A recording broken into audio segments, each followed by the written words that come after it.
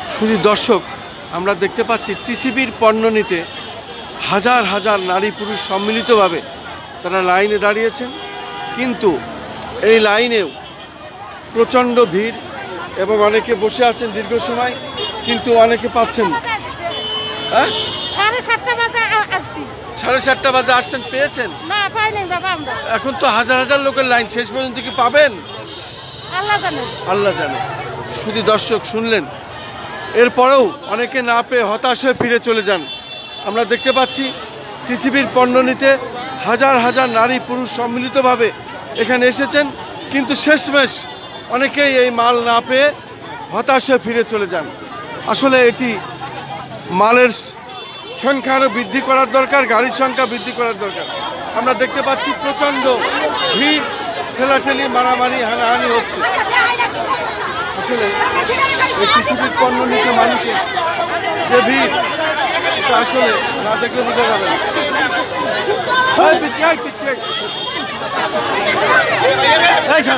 দর্শক, আমরা দেখতে পাচ্ছি টিসিবির পণ্য নিতে হাজার হাজার নারী পুরুষ সম্মিলিতভাবে।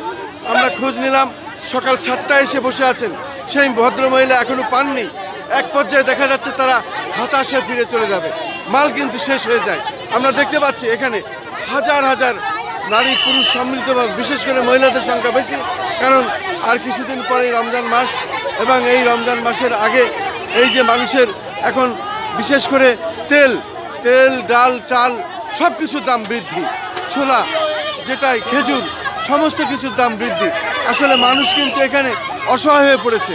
আসলে এটা রাষ্ট্রের দায়িত্ব, দেখভাল যারা করছেন তাদের উচিত এখানে মালের সংখ্যা বৃদ্ধি করা, গাড়ির সংখ্যা বৃদ্ধি করা এবং পর্যাপ্ত পরিমাণ মাল দেওয়া দরকার। হ্যাঁ, কারণ এখানে আমরা শুনতে পাচ্ছি এক গাড়িতে এটা সম্ভব নয়, এক গাড়িতে সম্ভব হচ্ছে না, এক গাড়িতে সম্ভব হচ্ছে না। শুধু দর্শক, আপনারা দেখুন এখানে গাড়িতে যে মাল আছে সেই মাল দেওয়া এত মানুষের দেওয়া সম্ভব নয়, কখনোই সম্ভব নয়। অতএব এটাকে বৃদ্ধি করতে হবে, গাড়ির সংখ্যা বৃদ্ধি করতে হবে, মালের সংখ্যা বৃদ্ধি করতে হবে। এখানে আরও পর্যাপ্ত পরিমাণ মালের বিষয় নিশ্চিত করতে হবে। যথাযথ কর্তৃপক্ষ যদি এটাকে না দেখেন তাহলে মানুষ কিন্তু হতাশ হয়ে ফিরে যাবে। আসলে দেখুন, আমি যেটা দেখানোর চেষ্টা করছি, শুধুমাত্র মহিলারা বেশি এবং সাথে পুরুষও আছেন। এরা কোথায় যাবে, কি করবে? বাড়িঘর সংসার ফেলে দিয়ে এরা এখানে এসেছে, ঘন্টার পর ঘন্টা এখানে অপেক্ষা করছে, কিন্তু মাল পায় না। এই মাল একসময় না পেয়ে অনেকে হতাশ হয়ে ফিরে যাবেন। ভোর 7টার সময় এসেছে, অনেকে বলেছে তারা বসে আছে। এই ঠেলাঠেলির ভিতরে অনেকের পক্ষে এখানে দাঁড়ানো সম্ভব না, যেহেতু বয়সের ভারে অনেকে এখানে দাঁড়াইতে পারেন না, অসুস্থ হয়ে পড়েন, অপেক্ষায় থাকেন। অতএব আমরা বলি সরকারের যথাযথ কর্তৃপক্ষের, আপনারা গাড়ির সংখ্যা বৃদ্ধি করেন, মালের সংখ্যা বৃদ্ধি করেন।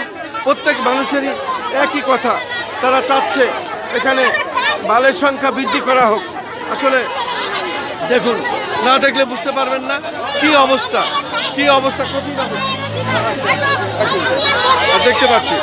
আমরা দেখতে পাচ্ছি কি কঠিন অবস্থা, কঠিন অবস্থা, যা না দেখলে বুঝতে পারবেন না।